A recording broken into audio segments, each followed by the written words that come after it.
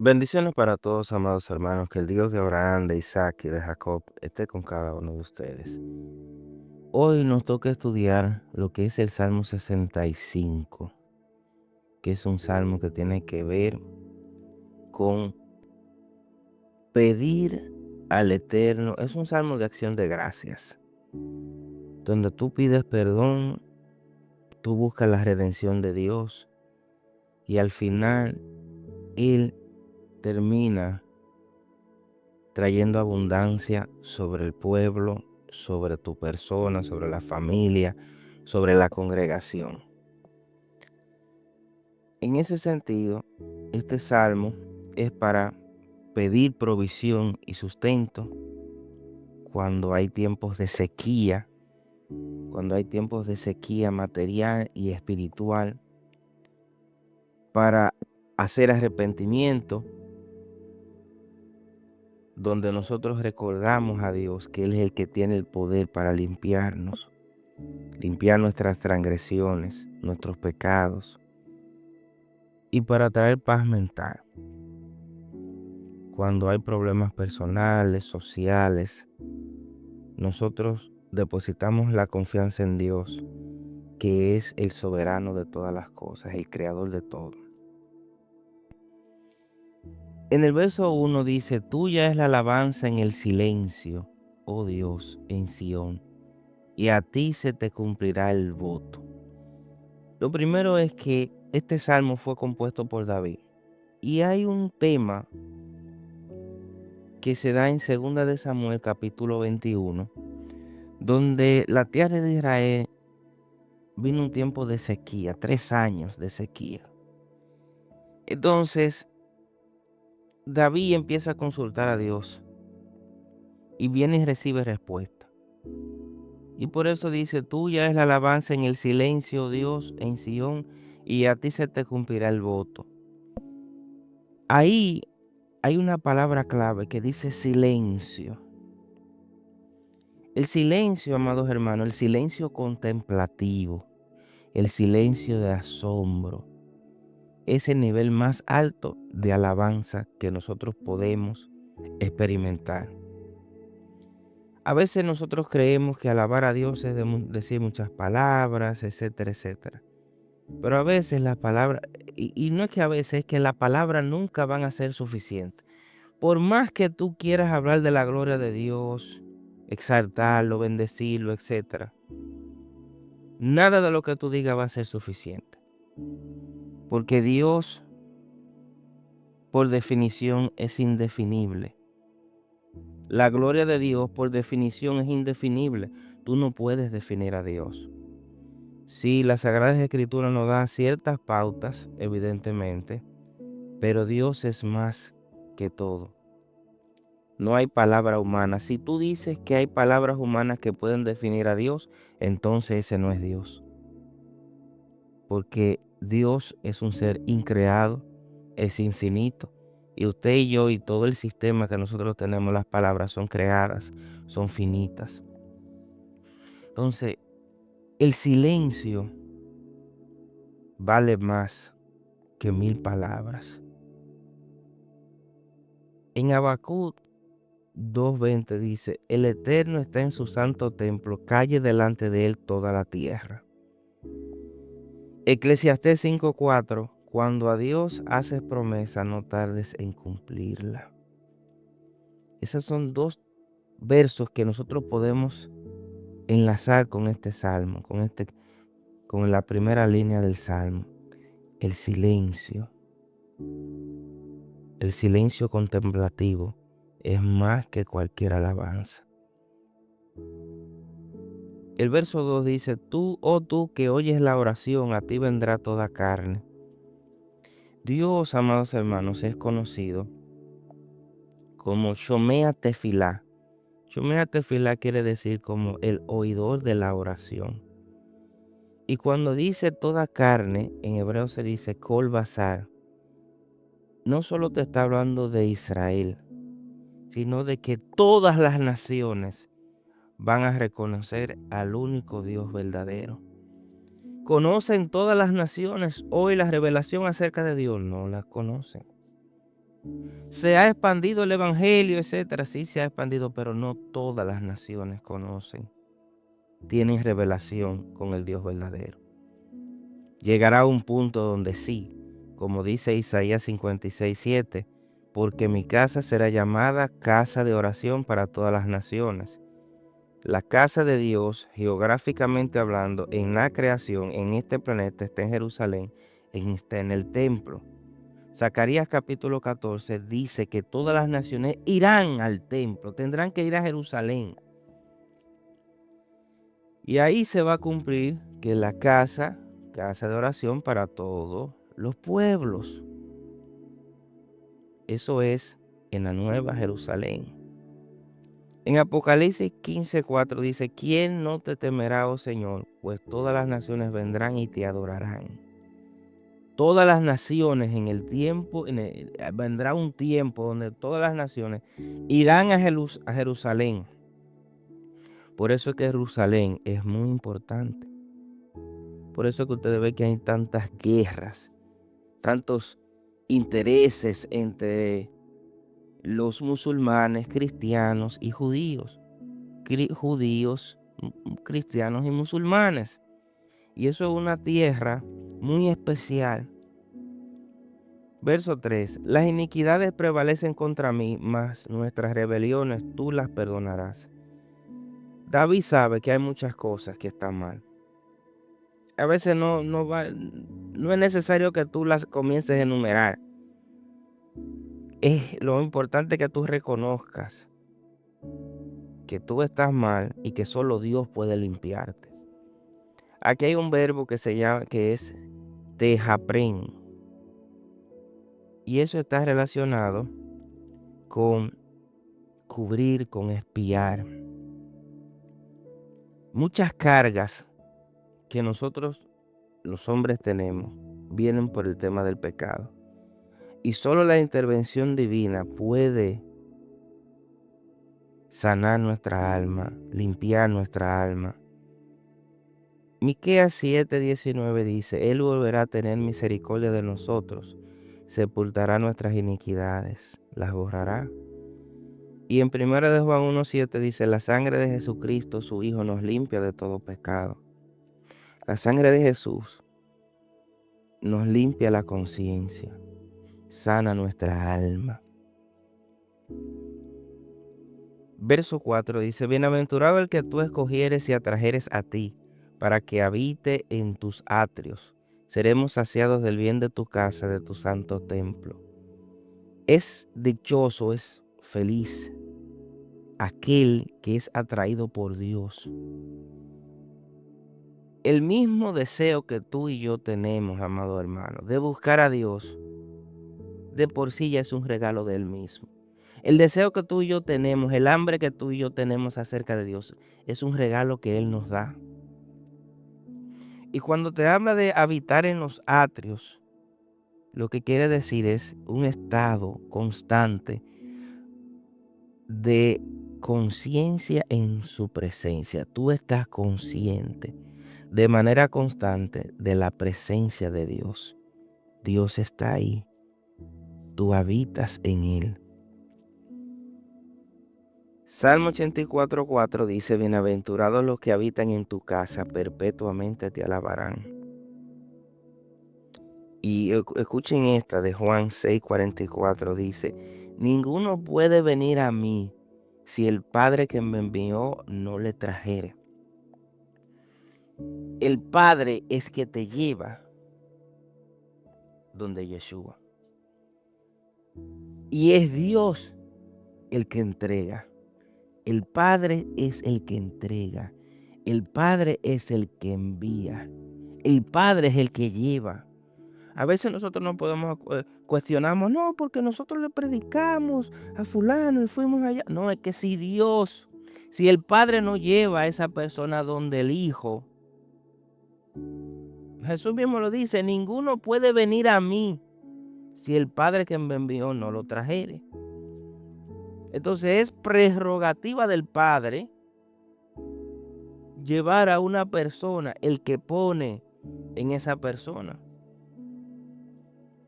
No somos nosotros, porque a veces nosotros cuando andamos predicando, evangelizando, haciendo estudios bíblicos, etcétera, creemos que está en nosotros, que es prerrogativa de nosotros. No, la función de nosotros simple y llanamente es hablar y transmitir.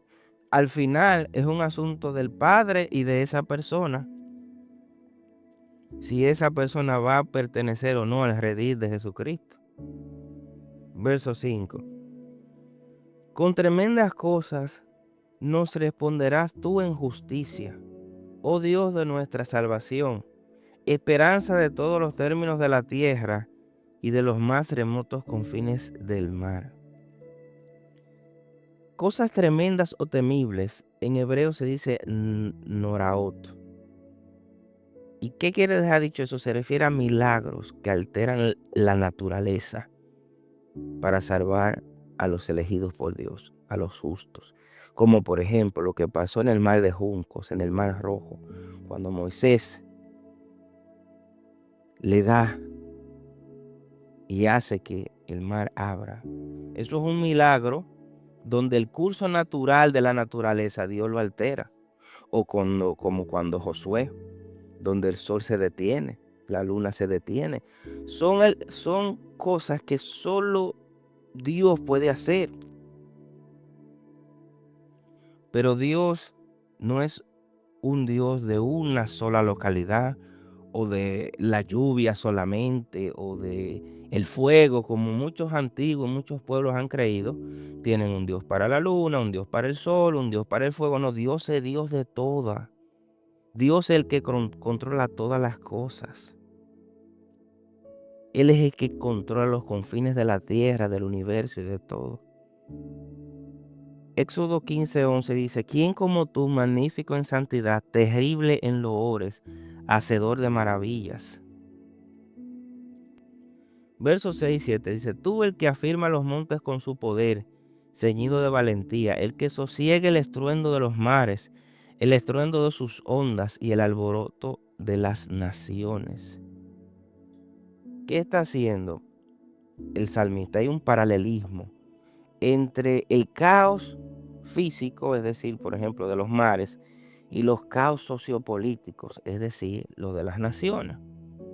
Dios es el que pone los límites de la creación y pone los límites de los imperios. Dios fijó los límites de República Dominicana, de Estados Unidos, de China, de Rusia, los europeos, venezolanos, etcétera. Él es el que cuadra todas las cosas. Fijó los límites de las placas tectónicas. Fijó las alturas de los montes, la posición del sol, de la luna. Si ustedes se fijan, nosotros no tenemos que preocuparnos por nada de eso. No tenemos que preocuparnos porque el sol salga todos los días, ni la luna todas las noches. Porque Dios ha fijado todo eso, el movimiento de la tierra alrededor del sol. O usted se tiene que preocupar que la tierra se está moviendo un chin más lejos o no se está moviendo. Yo nunca he visto. Los científicos miran lo que sucede, pero después de ahí no pueden hacer más nada. Usted y yo nos levantamos y no estamos, a veces no nos damos cuenta de las maravillas de Dios, que Dios nos ha quitado muchísimas preocupaciones a nosotros. Usted se preocupa de que porque la tierra está rotando o no está rotando. Usted a veces que lo piensa cuando ve un documental o cuando fue a la escuela y le dijeron, pero usted no piensa nada de eso. Dios ha tomado cargo de todo eso y ha fijado leyes y límites. Y por eso nosotros estamos aquí. Mateo 8:26 dice: Entonces levantándose reprendió a los vientos y el mar, y se hizo grande bonanza. Él es el que tiene control de todas las cosas. Verso 8:10. Visitas la tierra y la riegas, en gran manera la enriqueces. Con el río de Dios, lleno de agua, preparas el grano de ellos. Cuando así la dispones, haces que se empapen sus lomos, haces descender canales en sus surcos. Río de Dios en hebreo es Pelec Elohim. Eso es una metáfora de lluvia abundante. En la mente del hebreo, en la mente hebrea, la unión entre el cielo y la tierra es lluvia. Y esa lluvia produce vida. No es algo mecánico, es cuando a Dios le place, cuando Dios visita. Imagínese al cielo como el Padre y a la tierra como la Madre. Cuando viene esa unión, nace la lluvia, y esa lluvia es porque Dios visita de manera personal la creación y trae esa abundancia. La abundancia viene cuando Dios visita personalmente su creación. Deuteronomio 11:11 dice: la tierra a la cual pasáis bebe las aguas de la lluvia del cielo. Hechos 14:17 dándonos lluvias del cielo y tiempos fructíferos. Dios manda la lluvia temprana y la lluvia tardía en el tiempo señalado, fijado por Él. A veces, o no que a veces, que nuestros pecados interfieren en ciertas leyes que Dios ha establecido en este planeta. Nuestros pecados cambian, destruyen, modifican leyes, y que al final de cuentas es a nosotros mismos que nos perjudican. Porque usted y yo tenemos poder. Dios nos ha entregado poder y nos ha dado libre albedrío. Y lo que nosotros hacemos como representantes de Dios en esta tierra afecta los ciclos del planeta. Por eso usted ve que vienen catástrofes, por eso usted ve que vienen hambrunas, entre otras cosas, por nuestro pecado, porque nosotros, la tierra ahora mismo está gritando para que el Mesías venga y todo retorne a su gloria original, porque nuestro pecado ha ocultado la gloria, ha opacado la gloria de la tierra, de la creación. Dice verso 11 y 13, coronas el año con tus bienes y tus nubes destilan grosura. Destilan sobre los pastizales del desierto y los collados se ciñen de alegría. Se visten los prados de ganados y los valles se cubren de grano. Dan voces de júbilo y aún cantan. Ahora viene un regocijo total de la creación. Viene bendición que sobreabunda. Viene aceite.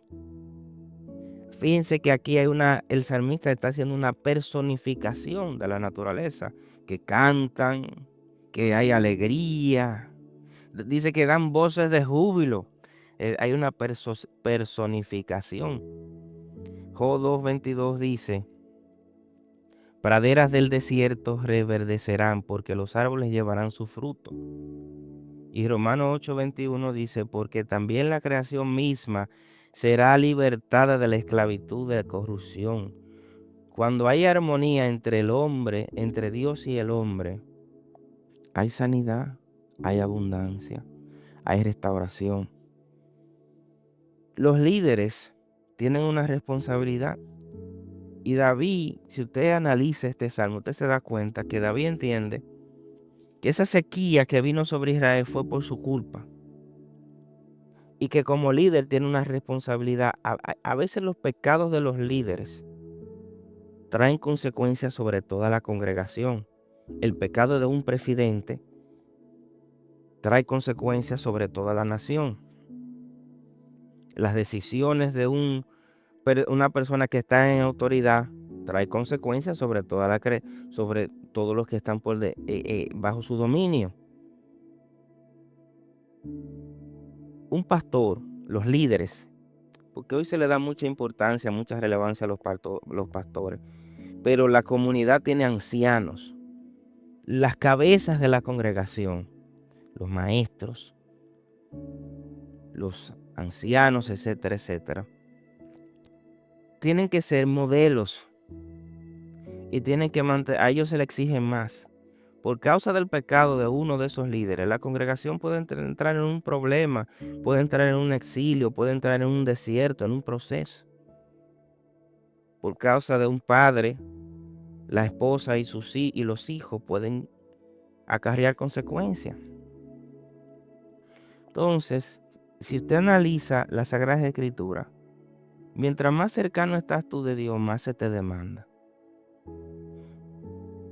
Y si tú eres líder dentro de esa congregación que está cerca de Dios, más se te demanda a ti. Por esto todos nosotros no solo tenemos que preocuparnos por los pecados de nosotros, sino también velar por el bienestar de nuestros hermanos, de nuestra familia. Practicar justicia, hacer lo correcto. Si no hay sistema de justicia, no hay sanidad. La justicia trae sanidad, amados hermanos. Al dominicano y a los latinoamericanos en términos generales se le ha olvidado que la justicia, practicar la justicia de manera íntegra trae sanidad. Hasta que nuestros pueblos, la justicia no funcione de manera correcta y no esté compuesta por personas íntegras que caminen en integridad delante de Dios, no va a venir sanidad sobre nuestros pueblos. Por eso la tierra clama la venida del Mesías. Y en este verso, en la parte introductoria, cuando David está hablando, hay un clamor interno que solo usted lo lee, se entiende cuando usted lo lee en el hebreo, de que David mismo está clamando por la redención mesiánica. David está clamando por que venga el ungido de Dios, el Mesías, y que traiga la redención final. Nosotros todos los días debemos orar para que el Mesías venga, para que Yeshua HaMashiach regrese. Y en lo que el hacha va y viene, preocuparnos nosotros por caminar en integridad, observar los mandamientos que nos corresponden, amar a Dios sobre todas las cosas, y amar a nuestro prójimo como a nosotros mismos. Ese es el resumen de la Torá. La justicia, repito, es necesaria para que haya sanidad. Mientras no haya justicia, no va a haber sanidad. Mientras usted y yo no hagamos lo correcto, no va a venir sanidad. No va a venir restauración. A veces nosotros queremos dejarle todo a Dios, pero Dios desde el principio nos entregó autoridad y responsabilidad. Hasta que Adán no asuma la responsabilidad, va a tener problemas. El problema de la caída de Adán en el jardín del Edén fue porque no asumió su responsabilidad. Y si usted y yo asumimos nuestra responsabilidad y trabajamos de manera constante para la venida del Mesías, Él va a venir más rápido. Y cuando regrese, Él nos va a llamar a su diestra y no nos va a echar lago de fuego. Así de sencillo. Así que tengan paz, amados hermanos, en el nombre poderoso de Jesús. Shalom a todos. Bendiciones.